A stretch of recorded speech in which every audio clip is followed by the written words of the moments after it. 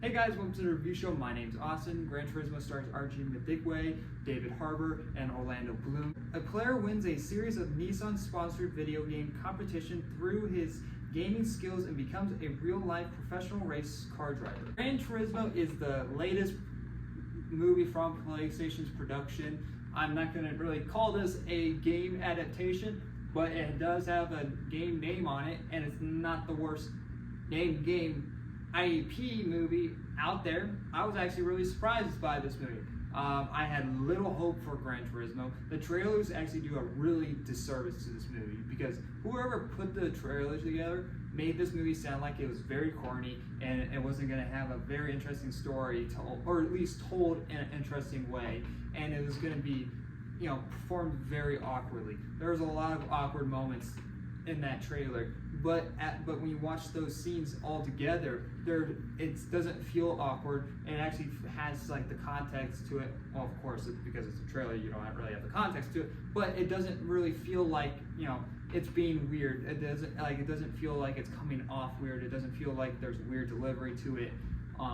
Now, with that being said, there are weird moments in the film where it feels kind of lackluster, or maybe they could have took another take, or used another scene or time to film such. There's stuff like that in this film for sure. It's not overall perfect, but it is definitely better than I thought it was going to be.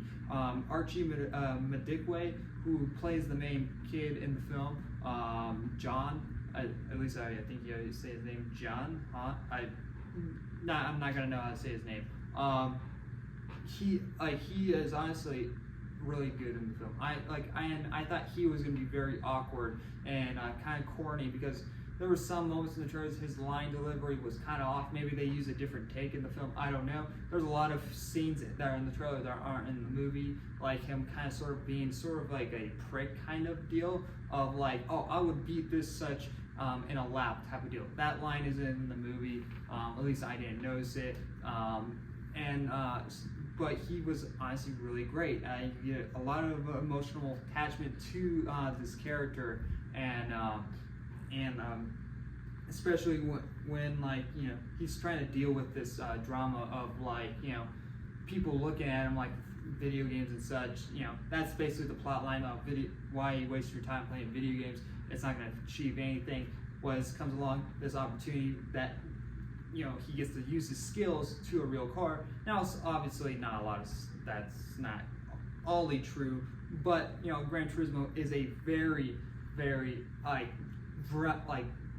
by the numbers type of realistic simulator game. It's one of the top best simulator games to know the man. I played maybe a good 50 hours. I have to go back and look of Gran Turismo 7. Now you can say whatever about the microtransaction and all that. I don't get into all that, but this movie made me want to go play that game and drive a car. That's what this movie did, and that's the one thing. When the races are happening, you can feel it. Your heart is pumping. It's like you're basically cheering for the kid by the end of the film, which is not something that I was expecting. David Harbour, freaking fantastic in the film. Easily is the best part in the movie. It's like he doesn't even know he's being filmed. It's weird. Don't take that out of context. But it seems like he is just there being this person and not acting. And so, great stuff. There's a lot of emotional bits with him, which is strange because you have Gian, I have no idea how to say his name. Jamin Hansu. I had to freaking look up how to say his name real quick. Jamin Hansu, who plays John's dad, Archie.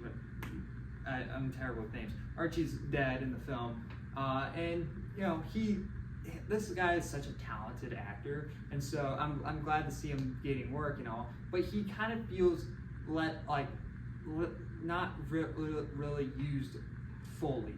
There's definitely parts in the story where it's you're definitely missing some maybe events of this true story because it's based on a true story, and there's definitely some bits that are missing, and but a lot of those emotional scenes did fall onto David Harbour, which again he did great, but I think it would have hit harder if it if it was a dad and son thing.